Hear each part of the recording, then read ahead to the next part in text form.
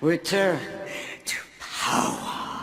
If you've watched all the Lion King movies, you're probably wondering why Zira didn't appear in The Lion King 1.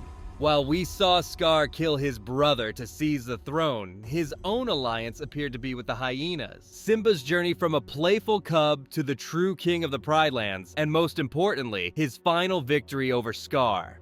Zira, the fierce leader of the Outlanders, Scar's most loyal follower, and the mother of Kovu, is nowhere to be seen in the original film. Was she simply a last-minute idea by Disney? Or was she there all along, just out of sight? Well, I believe she could have been in the first part, and in the Pride Lands. Just not at Pride Rock when all events happened, and here's why.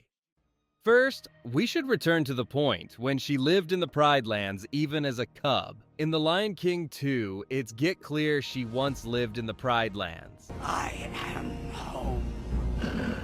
Zira wasn't always an outsider. That tells us she lived under Mufasa's rule, maybe even born and raised there. It's becoming clear that she is not the same age with Simba, because Zira is from Mufasa and Scar's generation. So it makes us confused. What led her to follow Scar blindly? How did her loyalty begin? Since Zira lived with Scar even as a cub, she grew up alongside him and observed him. And that story will lead us to exactly reason of her love to Scar. Now imagine this. While all the attention was on the royal brothers, Mufasa and Taka, who would later become Scar, young Zira might have been on the sidelines, watching everything unfold. Everyone in the Pride Lands, including their father, focused on Mufasa.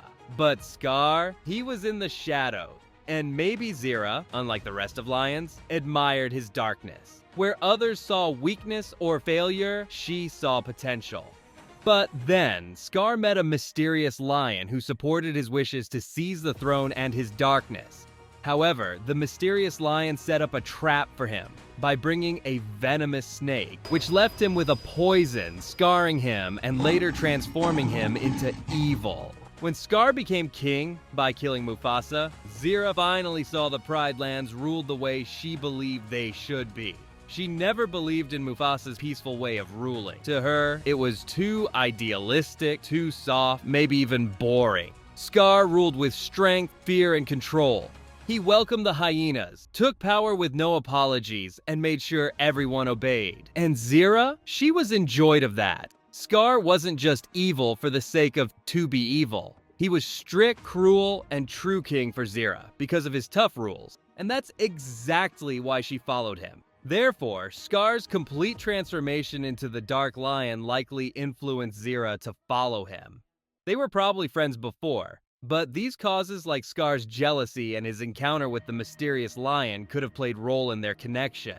Zira was always together with Scar since she knew about his story. For example, how he lost his roar of elders. When he used it against his fellow lions, he lost the roar forever. So, where she was when Simba returned? Because if Zira was Scar's most loyal supporter, why we didn't see her? When Simba's battle against Scar took place, when he needed her help to confront Simba and the lions, especially when the hyenas were about to kill him. It's led us to answer for this confusing question when we come to the final fight.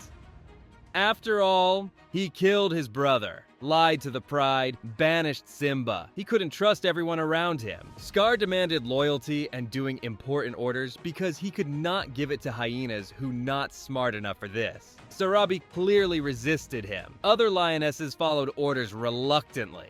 He needed some loyal group of lions who could do hard things like patrol the Pride Lands, control any resistance, and not sitting in the Pride Rock like lionesses who opposed him. That's likely where Zira came in. She wasn't just a fan, she was his enforcer, his second in command. Zira and evil lionesses were his own version of the Lion Guard. Also, this group had the most important task: to continue his reign if things went wrong.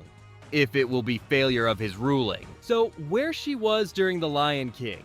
So if we know that before Simba's return, Scar gave Zira a special order, which led her and her group of evil lionesses to leave the Pride Rock.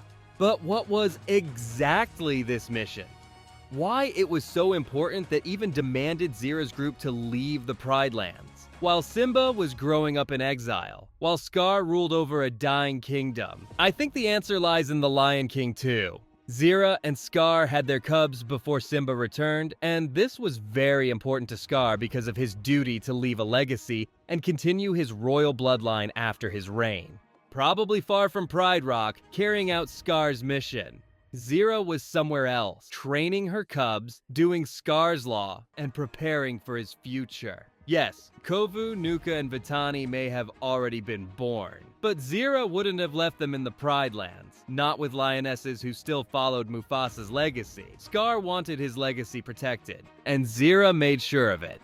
And then, everything changed. Simba returned, Scar was defeated, hyenas killed him. Therefore, Zira's dream future destroyed, the future which she prepared for.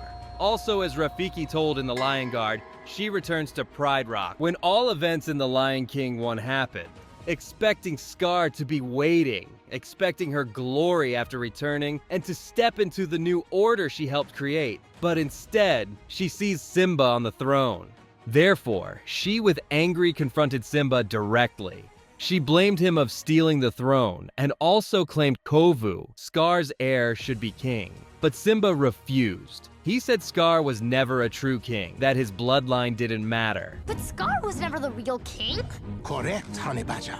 Zira, blinded by Furious, attacked him to take revenge of Scar. And in that moment, she was banished from the Pride Lands forever, with her Pride of Scar's lionesses, including family. I suppose it could be before Kiara's birth. And that is the Zira we meet in The Lion King 2, in which Zira came up with a plan to attack Simba again. She brought Kovu in to act like a good guy, but her son fell in love with Simba's daughter Kiara and went against her. This messed up Zira's plan, so she just decided to attack Simba's pride with her lionesses. It was the only way she could get revenge. But this attack didn't work either. Kiara and Kovu stepped in and said some wise things that made Zira's pride, and even her kids switched to the good side. Zira was furious and tried to attack Simba, but Kiara jumped in front of her. They ended up on the edge of a cliff, and that's where Zira's story ended.